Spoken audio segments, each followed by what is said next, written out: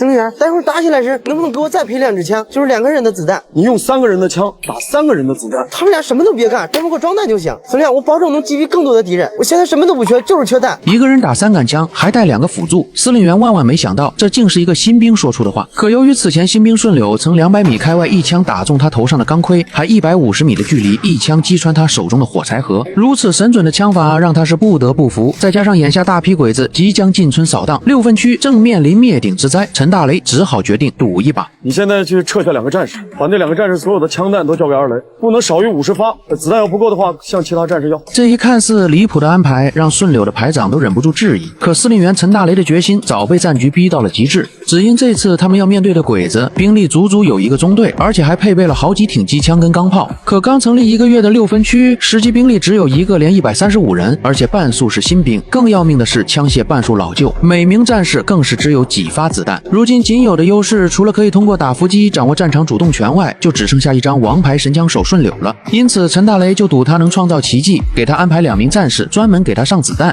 司令员，1個就夠了，2個他能打那麼快嗎？我能，司令员，他們能裝多快，我就能打多快，指哪打哪。順柳的回應乾脆果決，彰顯了他自身槍法的絕對自信。而陳大雷的回復也十分果斷，打完仗再跟你算總賬。隨着戰士們紛紛嚴陣以待，進入各自的戰鬥崗位，鬼子是萬萬都沒想到，他們已經進入了伏擊圈。3營長一聲怒吼，瞬間劃破了小黃莊的死寂，槍聲霎時從4面8方爆響，子彈如雨點般砸向日軍，毫無防備的鬼子當場倒下一大片。而這也是那個年代裝備落後的敵後武裝靠着出其不意賺住的唯一先機。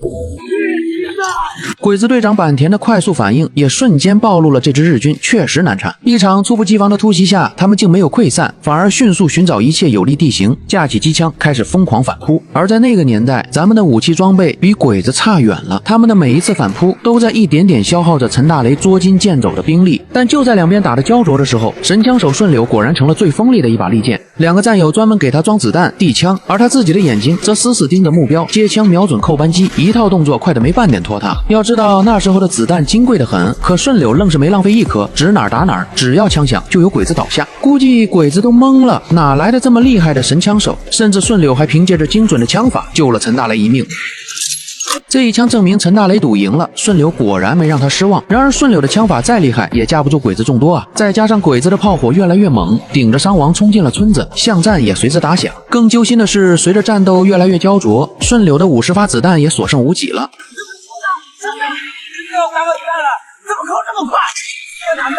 不光順柳沒彈藥了，全連的戰士也幾乎都一樣。鬼子的炮火一層一層蓋過來，將戰士們逼得無路可走。於是陳大雷只好将大家給集合到一處院子裡，隨後紛紛裝上了刺刀。盡管槍膛裡的子彈已經耗盡，可所有人都咬着牙，眼神一點沒軟。特別是陳大雷，身為6分區的司令，他早就做好了最壞的打算，帶着還活着的戰士們跟衝進來的鬼子拼個你死我活，就算犧牲也得拉上足夠多的鬼子墊背。但就在這生死關頭，一陣急促的槍炮聲突然從鬼子背後響了起來，戰場形勢瞬間逆轉。原來當小黃莊戰鬥剛打響的時候，1分區司令老劉正好帶着隊伍從附近經過，聽見槍聲，他想都沒多想，立刻下令向黄莊进近，增援陈大雷。刘司令，可我們的任務是天黑之前抵達上头鎮啊，改变任務。因为老刘的果断出手相救，鬼子瞬間被前後夹擊，陣腳大亂了。而陳大雷興奮之餘，也立即下令衝出去與援軍會合，打鬼子一個措手不及。這瞬間將鬼子給打得潰不成軍，最後只能倉皇逃竄。而陳大雷跟6分區也置之死地而後生。